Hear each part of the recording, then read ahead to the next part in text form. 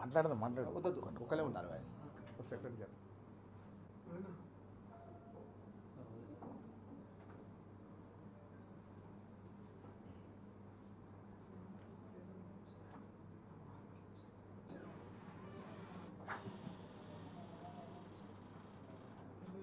కాంగ్రెస్ ప్రభుత్వం వచ్చిన తర్వాత చాలాసార్లు ప్రభుత్వ దృష్టికి తీసుకెళ్లడం జరిగింది. వాళ్ళ న్యాయమైనటువంటి డిమాండ్స్ని ఇప్పటివరకు కూడా ప్రభుత్వం పరిష్కరించడం లేదు. మరి ఐఎన్టీసీ అఫిలియేటెడ్ టు కాంగ్రెస్ మరి వాస్తవంగా పెద్దలు సంజయ్ రెడ్డి గారిని తీసుకెళ్ళి కూడా మరి గౌరవనీయులైనటువంటి ఉప ముఖ్యమంత్రి మా విద్యుత్ శాఖ మంత్రి బట్టి విక్రమార్క దగ్గరికి తీసుకెళ్లడం జరిగింది. మరి ప్రభుత్వం కారణం ఏమో కానీ కాలయాపన అయితే మాత్రం చేస్తున్నది. మొన్నటికి మొన్న మరి ఆర్టిజన్లు అందరూ కలిసి 10 రోజులు సమ్మె దిగ్విజయంగా చేశారు 99%. అయినా ప్రభుత్వం సమ్మె విరమిస్తే మీ సమస్యలు పరిష్కరిస్తామని చెప్పడం జరిగింది. కానీ సమ్మె విరమించిన తర్వాత వాళ్ళని 3-4 నెలలు తిప్పి ఇప్పటివరకు కూడా ఒక్క సమస్య కూడా పరిష్కరించకపోవడం నిజంగా చాలా శోచనీయం.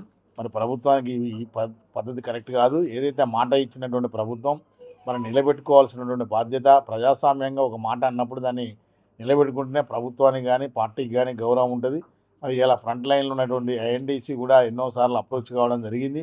మొన్నటికి మొన్న మరి వీడికి పట్టి విక్రమార్క గారి టూర్కి వచ్చినప్పుడు కూడా మరి గౌరవ ఎమ్మెల్యే గారు నాయన నరేంద్ర రెడ్డి ఇంటికి భోజనానికి వచ్చినప్పుడు మేము ఐఎన్టీసీ తరఫున కలవడం జరిగింది.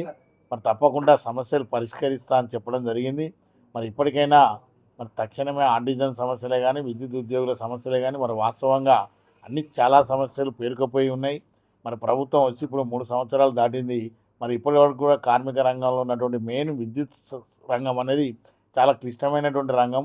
ఇక్కడ దాదాపు 8,000 కింది స్థాయి ఉద్యోగాలు ఖాళీ ఉన్నా కానీ ఇలా కార్మికులు భారాన్ని వేసుకొని పనిచేయడం జరుగుతుంది.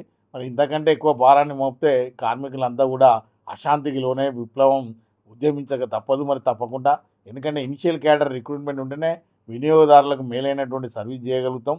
మరి ఇప్పటివరకు ఇనిషియల్ క్యాడర్ రిక్రూట్మెంట్ లేక ఇలా 6,000 దాదాపు ఆపరేటర్ పోస్ట్ ఖాళీ. సబ్స్టేషన్లు అన్నీ కూడా ఖాళీలుగానే ఎక్కువ శాతం ఉన్నాయి. ఒక్కొక్క సబ్స్టేషన్లో 4 పనిచేయాల్సిన కాడ కేవలం 1-2 మాత్రమే పనిచేస్తున్నారు.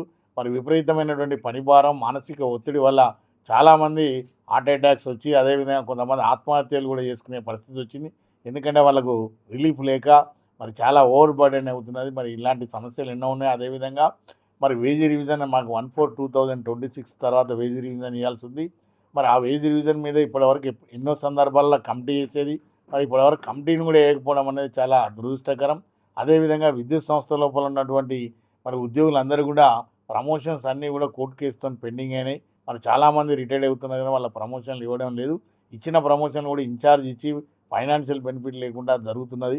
మరి ఇవన్నీ కాక అదేవిధంగా ఆర్టిజన్ కార్మికులకు గత ప్రభుత్వమే అన్యాయం చేసిందంటే మరి ఈ ప్రభుత్వం కూడా అన్యాయం చేసింది. మరి ఇప్పటి వరకు వాళ్ళకి స్టాండింగ్ ఆర్డర్స్ అనేది ఒక సపరేట్ సర్వీస్ రూల్స్ తెచ్చారు. మరి ఈ సర్వీస్ రూల్స్ను మొదటి నుంచి కూడా ఐఎన్టీసీ వ్యతిరేకిస్తుంది. ఒకే సంస్థలో ఒకే సర్వీస్ రూల్స్ ఉండాలని హైకోర్టుకు కూడా వెళ్ళాము, ఇండస్ట్రియల్ ట్రిబ్యునల్కి కూడా వెళ్ళాము యూనియన్ తరఫున. మరి ఇప్పటివరకు కౌంటర్లు లేకుండా ఆర్గ్యుమెంట్కి రాకుండా చూస్తున్నారు. మరి తక్షణమే మరి ఒకే సంస్థలో ఒకే సర్వీస్ రూల్స్ ఆర్టిజన్స్కి ఇప్పించుకుంటూ అదేవిధంగా ఏదైతే స్టాండింగ్ ఆర్డర్లో ఉన్నటువంటి 5 yearsకు గ్రేడ్ చేంజ్ అని చెప్పారు. మరి మాట తప్పడం కరెక్ట్ కాదు. వాళ్ళు రాసినటువంటి రాజ్యాంగంలో 5 సంవత్సరాలకు ఒకసారి గ్రేడ్ చేంజ్ చేస్తామని చెప్పడం జరిగింది.